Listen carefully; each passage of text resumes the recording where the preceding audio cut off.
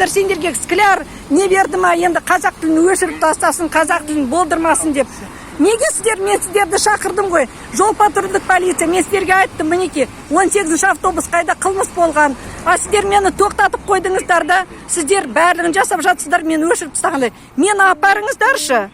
Сіздерге полиция сондай тапсырма берді ма? Министр сондай тапсырма, жол патрульдік полиция. Мен мінеки талап етіп жатырмын.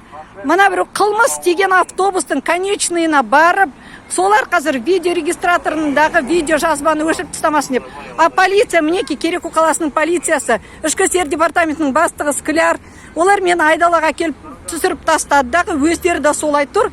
Өйткені олар мүмкіндік беріп жатыр, ана маған қолын көтерген, мені енді қазір барыңдар, мінеки, уже мінеки мен видеоны жариялап тұрмын қаншама уақыт өтіп жатыр.